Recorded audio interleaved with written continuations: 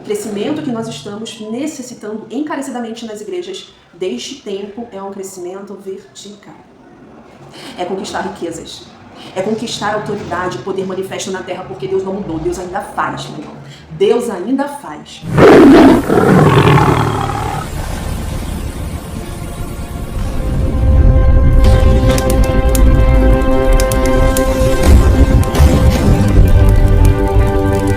A paz do Senhor, povo de Deus, mais uma vez nós estamos aqui com a graça de Deus.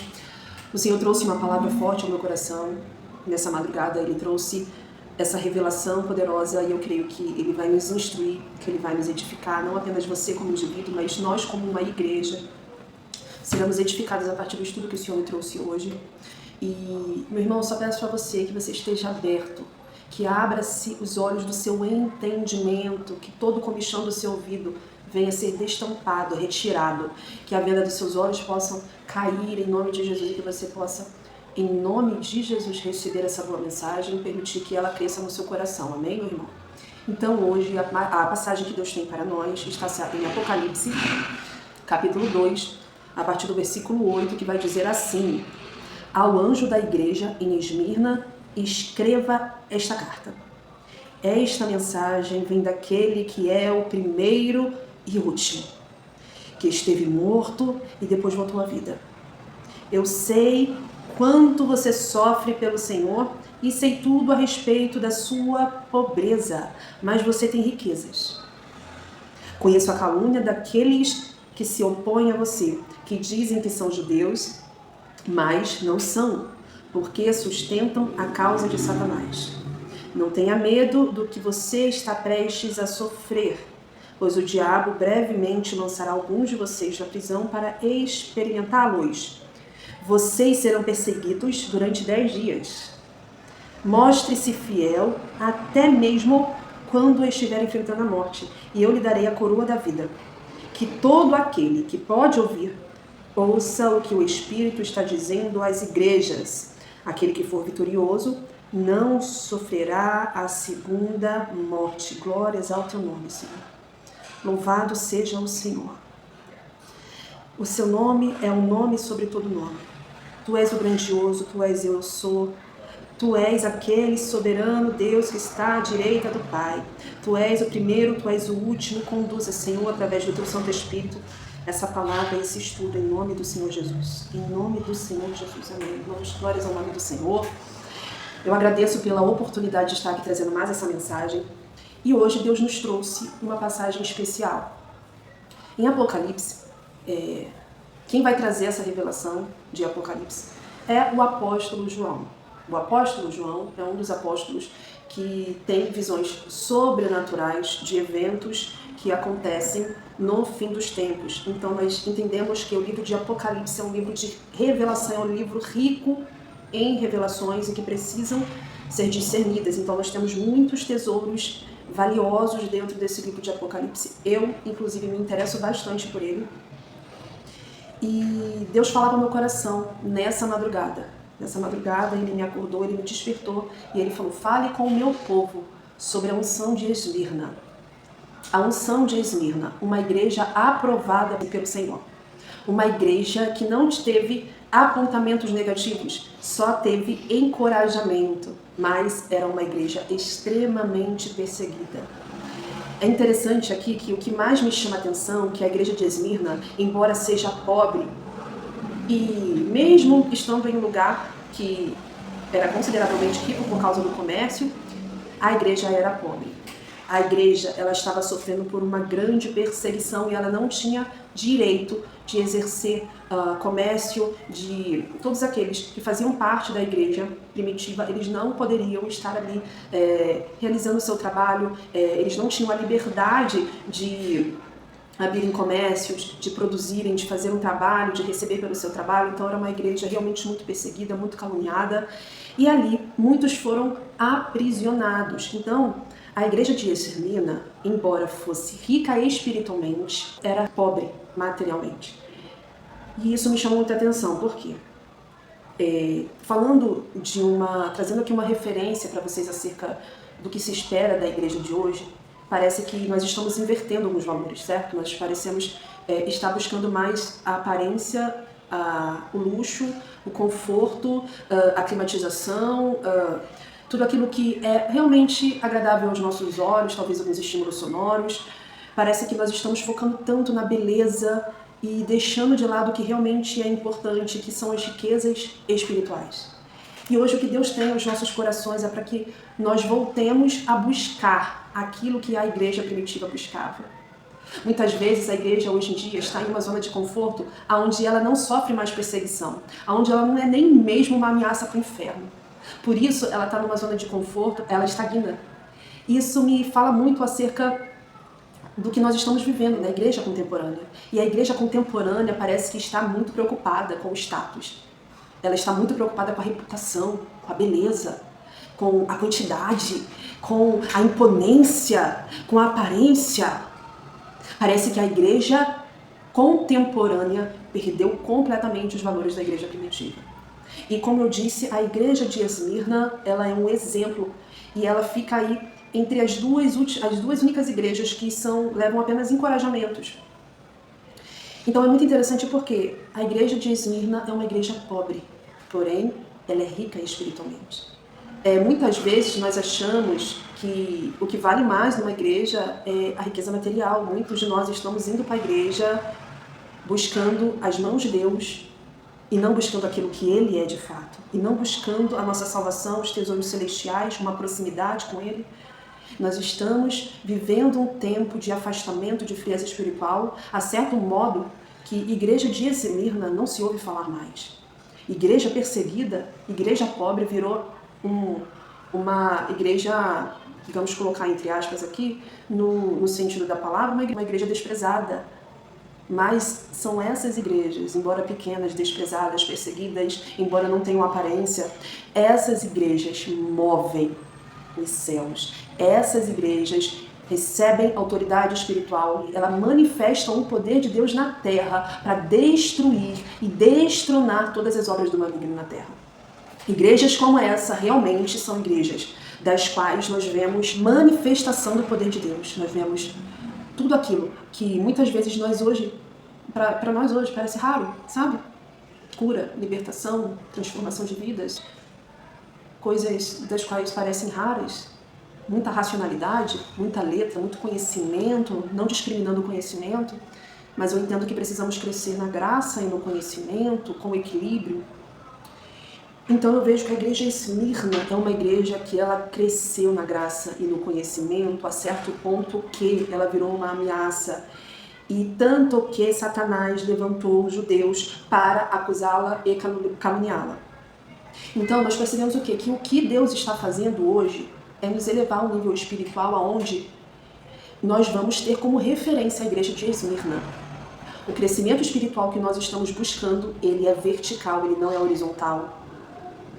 O crescimento que nós estamos necessitando encarecidamente nas igrejas deste tempo é um crescimento vertical.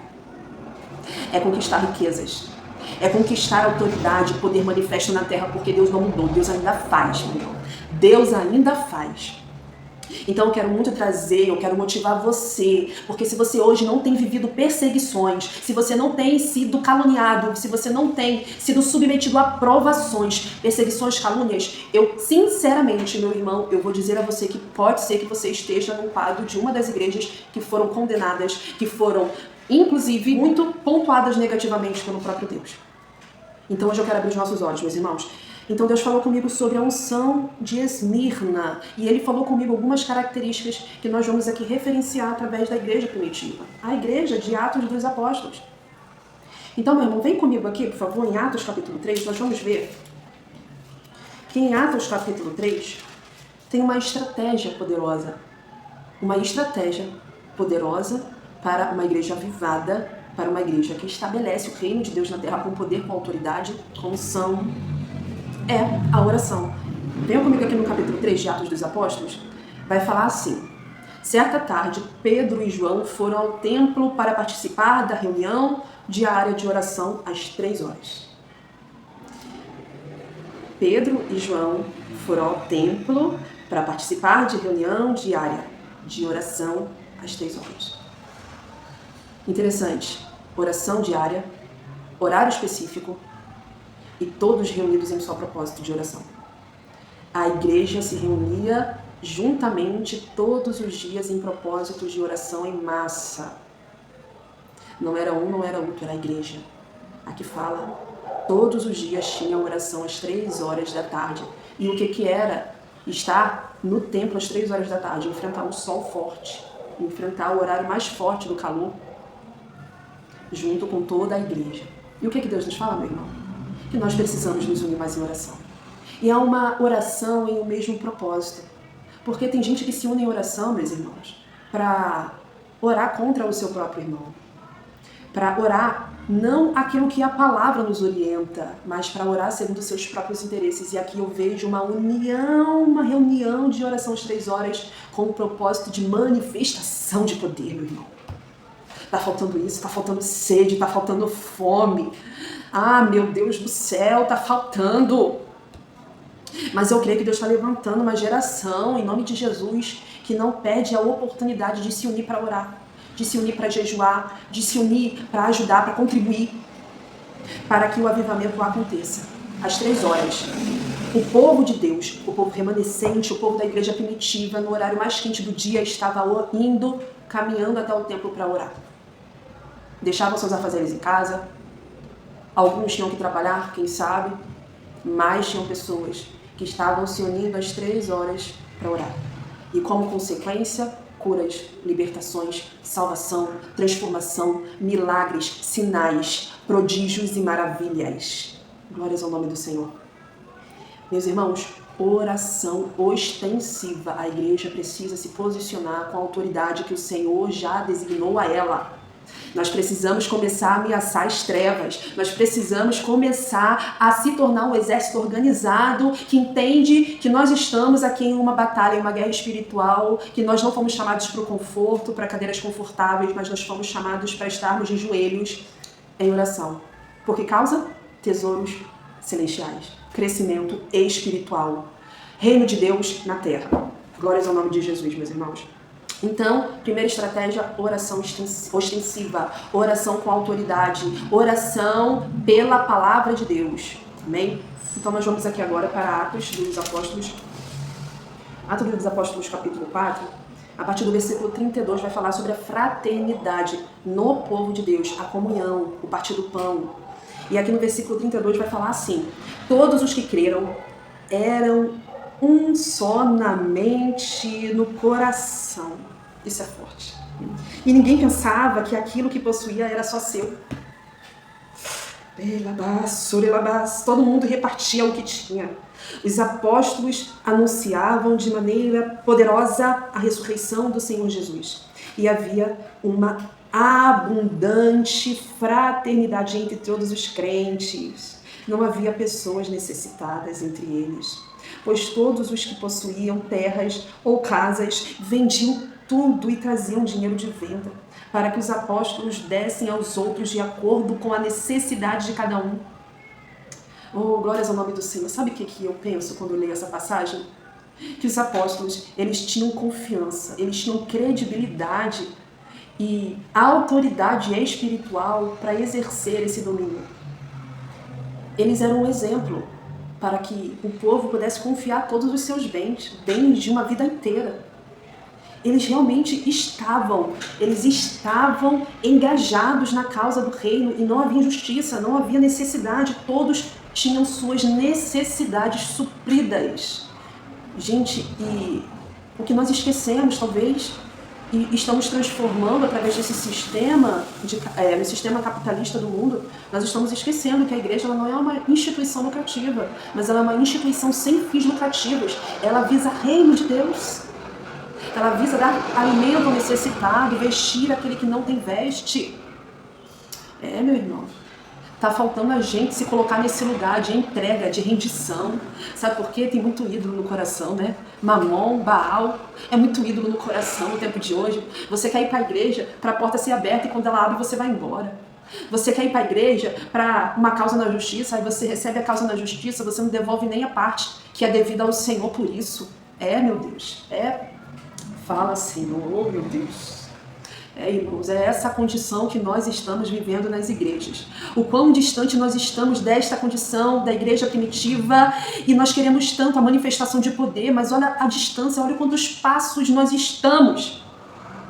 Olha a quantos passos de distância nós estamos de coração, de frieza, para podermos chegar neste momento onde tudo acontecia, onde pessoas mortas eram ressuscitadas, aonde pessoas não tinham membros no corpo e os membros cresciam através de uma palavra de poder e autoridade no nome de Jesus. Pessoas eram curadas de qualquer enfermidade, pessoas eram libertas de qualquer opressão. Meus irmãos, e o que está faltando? Eu e você mudarmos. Eu e o nosso entendimento mudar, nos unirmos em uma somente, em um só propósito, em um só coração, e esse coração é o coração de Cristo. Está faltando, meus irmãos, está faltando. Nós não estamos vivendo neste momento porque estamos visando fins lucrativos. Estamos tornando a igreja um comércio e estamos incluindo nela, introduzindo o sistema capitalista. Mas, em algum momento ali, no Evangelho, Jesus vai chegar no Templo de Jerusalém e vai se indignar com aquelas mesas, com aqueles ladrões, comercializar dentro da casa do Senhor, e aí ele fica indignado. Ele fica indignado porque aquela é a casa de oração. A igreja é casa de oração. É casa de partir o pão, de comunhão, de uma somente e um só coração. E essa mente é a mente de Cristo, irmão. Terceiro ponto, propagação do Evangelho, meu irmão. Vem comigo em Mateus. Mateus, versículo 28, 19. Portanto, vão e façam discípulos de todas as nações, batizando-os no nome do Pai, do Filho e do Espírito Santo, e ensinando esses novos discípulos a obedecerem a todas as ordens que eu lhes dei. E tenham certeza disto, eu estarei sempre com vocês até o fim dos tempos. Ide e fazei discípulos. O Evangelho nunca foi para a gente se colocar em uma redoma, em uma caixinha e ficar brilhando sozinho. O Senhor ilumina, Ele acende a lamparina para que ela seja colocada o quê? Em cima de um monte. Para que todos possam ver, para que venha a ser referência, exemplo. Será que nós estamos com essa lamparina acesa em um lugar onde ela possa ser vista? Deus é a luz do mundo.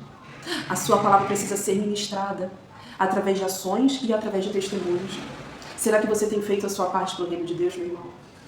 Será que no seu trabalho, na sua casa, nos seus vizinhos, você tem levado o ID? Você tem procurado formar discípulos? Ide e formar discípulos em todas as nações. O Senhor está às portas. Muitas pessoas ainda não conhecem a revelação de quem é Cristo, e nós seremos cobrados por aquelas pessoas que nós nos isentamos de levar testemunho. Por quê? Porque estamos focados demais nos próprios interesses, porque estamos focados demais nos nossos problemas, nas nossas dificuldades, e estamos esquecendo visão de reino. O que significa visão de reino? Propagar a mensagem, levar o Evangelho, pregar em tempo e em fora de tempo, meu irmão. Eu espero, assim, esse vídeo ficou um pouco longo, mas eu espero que de alguma forma nós possamos nos atentar para aquilo que Deus e o Espírito Santo está comunicando às suas igrejas, que possamos nos alertar para o que realmente importa para o reino de Deus, uma adoração vertical, meu irmão. Uma adoração intencional que deseja alcançar o coração de Deus, que possamos entender que uma igreja sem oração ostensiva, com propósito na palavra, uma oração firmada dentro da palavra, que não possamos esquecer que a fraternidade e a comunhão, unirmos em uma somente um só coração, e também que formar discípulos é a responsabilidade de toda a igreja. Que possamos, meus irmãos, a partir de hoje, começar a entender o nosso propósito. Qual foi o propósito da igreja?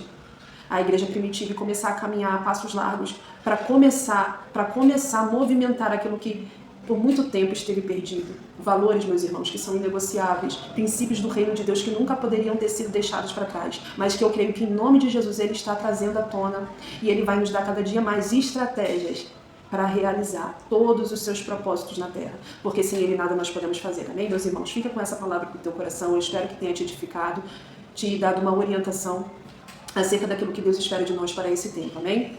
Até o nosso próximo vídeo.